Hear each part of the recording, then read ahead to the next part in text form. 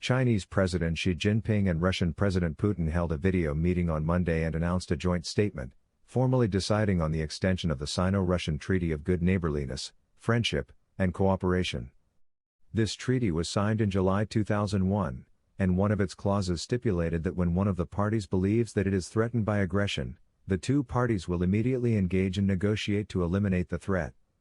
Western media often use the term quasi-alliance when describing Sino-Russian relations, but the Chinese and Russian officials have never accepted this description. This self-defined relationship between the two countries is partnership and not alliance. The best period in history is a model of intergovernmental relations in the 21st century. There are many important new statements in the joint statement issued by the two countries on Monday, the second of which says, Russia needs a prosperous and stable China, and China needs a strong and successful Russia.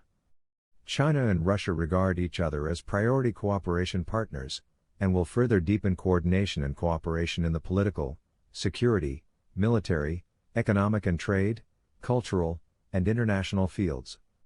The two sides agreed to jointly promote the common values of peace, development, fairness, justice, democracy, and freedom for all mankind. This is the first time that China and Russia have jointly defined the common values of all mankind. The two sides also expressed their opposition to interfering in other countries' internal affairs under the guise of democracy and human rights, and opposing unilateral mandatory sanctions. For some time, some political and public opinion elites in Washington have been interested in pouring cold water on Sino-Russian relations. However, the uproar of those people reflects that their pattern is surprisingly low, and they simply cannot understand the strategic support for the strengthening of Sino-Russian relations.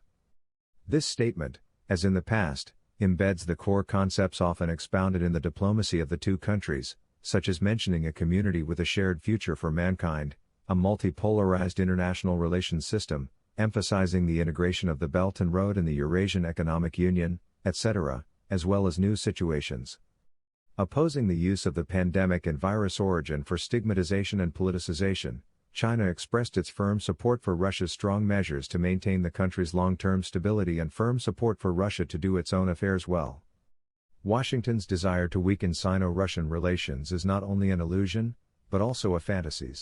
The comprehensive strategic cooperation between China and Russia is far from being a temporary warm-up together to cope with pressure, but integrates the two countries' true ideals for relations between major powers in the 21st century, connects the long-term fundamental interests of the two countries, and releases China and Russia as their biggest neighbors. The countries' rich geographical advantages and potentials make it indestructible. In other words, those forces that want to undermine Sino-Russian relations are not only low-starting but also trivial.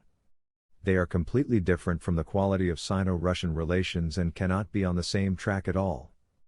Public opinion in the United States and the West often discuss Sino-Russian relations from the perspectives of who plays the leading role, who seeks more from whom, etc. This is because the alliance relationship between the United States and the West is dominated by the United States, and they fundamentally serve the hegemony of the United States. Strategically, the United States has given its allies the sweetness of providing protection for this purpose. The comprehensive strategic cooperation between China and Russia is completely equal. Maintaining such equal cooperation is highly coordinated with safeguarding the fundamental interests of the country. The experience and values of those Westerners cannot support their understanding of Sino-Russian relations. For example, neither China nor Russia will ask each other how to handle relations with the United States or other third countries. They do not have it now, nor have they ever been in the past. However, the United States will force its allies on how to handle relations with China and Russia, and even frictions will occur because of this.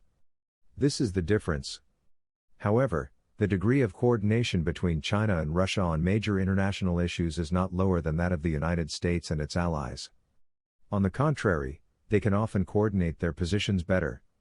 The world is more assured of peace and stability because of the comprehensive strategic partnership of cooperation between China and Russia in the new era. Hegemony is checked and balanced, and fairness and justice are strongly supported.